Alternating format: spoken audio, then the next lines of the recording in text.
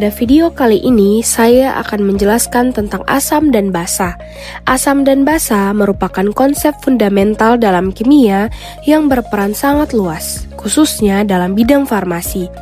Hampir seluruh sediaan farmasi, baik obat oral, injeksi, tetes mata maupun topikal, sangat dipengaruhi oleh sifat asam basa.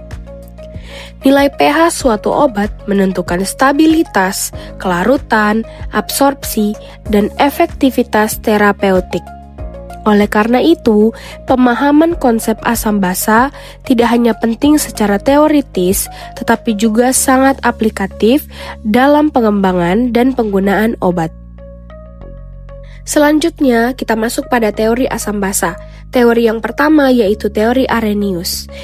Menurut teori Arrhenius, asam adalah zat yang dapat menghasilkan ion hidrogen atau H+ dalam larutan air, sedangkan basa adalah zat yang menghasilkan ion hidroksida atau OH- dalam larutan air.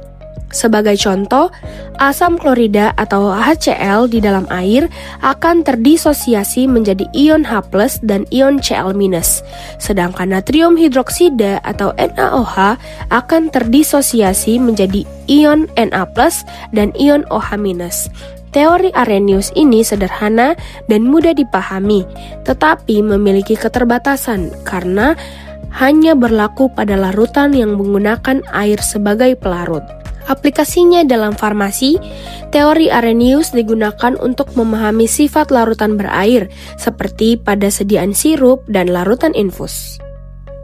Yang kedua adalah teori Bronsted-Lowry. Menurut teori Bronsted-Lowry, asam adalah zat yang mendonorkan proton atau H+, sedangkan basa adalah zat yang menerima proton.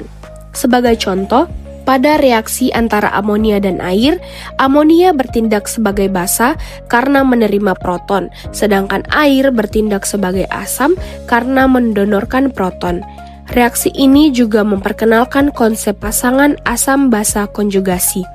Aplikasinya dalam farmasi, teori ini sangat penting dalam farmasi karena berkaitan dengan ionisasi obat dan nilai pKa obat yang memengaruhi proses absorpsi obat di dalam tubuh. Yang ketiga adalah teori Lewis. Menurut teori Lewis, asam adalah zat yang dapat menerima pasangan elektron, sedangkan basa adalah zat yang dapat menyumbangkan pasangan elektron. Teori ini tidak bergantung pada keberadaan proton, sehingga mampu menjelaskan reaksi yang lebih luas, termasuk reaksi pembentukan kompleks.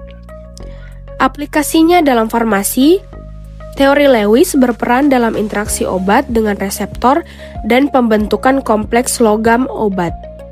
Selanjutnya, kekuatan asam dan basa. Asam kuat adalah asam yang terionisasi hampir sempurna di dalam air, seperti asam klorida dan asam nitrat.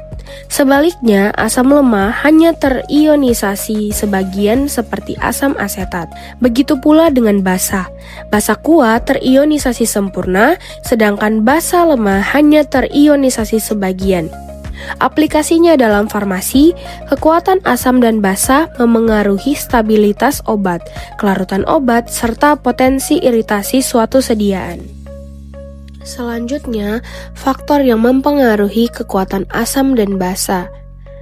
Yang pertama, kekuatan ikatan Ha, kedua, keelektronegatifan atom, ketiga, ukuran atom, keempat, stabilitas basa konjugasi.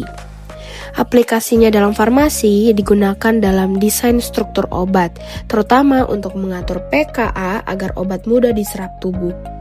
Selanjutnya, tetapan asam atau Ka dan tetapan basa atau Kb.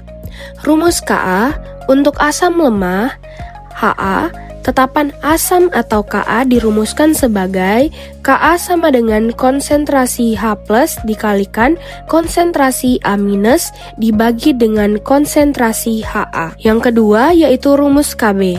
Untuk basa lemah B, tetapan basa atau Kb dirumuskan sebagai Kb sama dengan konsentrasi Bh+ dikalikan konsentrasi OH- dibagi dengan konsentrasi B.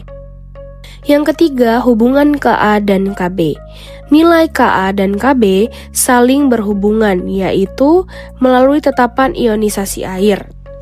yang dirumuskan sebagai Ka dikalikan Kb sama dengan Kw. Selanjutnya, disosiasi air dan pH. Air mengalami disosiasi membentuk ion H+ dan OH-.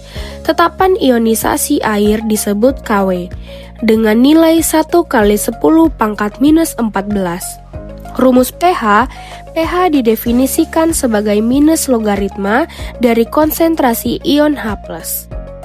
Rumus pOH adalah minus logaritma dari konsentrasi ion OH-. Hubungan antara pH dan pOH adalah pH ditambah pOH sama dengan 14. Aplikasinya dalam farmasi, pengaturan pH sangat penting pada sediaan farmasi seperti injeksi, tetes mata, dan obat oral karena pH memengaruhi stabilitas dan kenyamanan penggunaan obat. Selanjutnya, kesetimbangan asam basa. Pada asam dan basa lemah, reaksi ionisasi berlangsung secara reversibel dan mencapai kesetimbangan. Menurut prinsip Le Chatelier, sistem akan bergeser menentang perubahan yang diberikan. Aplikasi dalam farmasi, konsep kesetimbangan digunakan dalam pembuatan larutan buffer dan menjaga kestabilan pH sediaan obat. Selanjutnya, larutan penyangga atau buffer. Larutan buffer atau penyangga adalah larutan yang mampu mempertahankan pH meskipun ditambah sedikit asam atau basa. Larutan ini terdiri dari asam lemah dan basa konjugasinya atau sebaliknya. Aplikasinya dalam farmasi, buffer sangat penting dalam tubuh manusia dan dalam formulasi obat untuk menjaga pH tetap stabil. Selanjutnya, persamaan Henderson-Hasselbalch. pH larutan buffer dapat dihitung menggunakan persamaan tersebut, yaitu pH sama dengan pKa ditambah logaritma perbandingan konsentrasi basa konjugasi terhadap asam lemahnya. Selanjutnya, titrasi asam basa dan kurva titrasi. Titrasi asam basa merupakan metode analisis kuantitatif untuk menentukan konsentrasi larutan. Perubahan pH selama titrasi dapat digambarkan dalam bentuk kurva titrasi. Dari kurva titrasi dapat diketahui titik ekuivalen dan sifat asam atau basa yang dititrasi. Aplikasinya dalam farmasi, titrasi digunakan dalam analisis kadar zat aktif dan pengendalian mutu obat. Pemahaman asam basa yang mendalam sangat penting dalam farmasi karena berpengaruh langsung terhadap kualitas, keamanan, dan efektivitas obat. Dengan menguasai teori, rumus, dan aplikasinya, kita sebagai mahasiswa farmasi dapat memahami proses formulasi dan penggunaan obat secara lebih komprehensif. Demikian penjelasan saya mengenai asam dan basa. Semoga dapat bermanfaat bagi kita semua, khususnya kita sebagai mahasiswa farmasi. Atas perhatiannya, saya ucapkan terima kasih.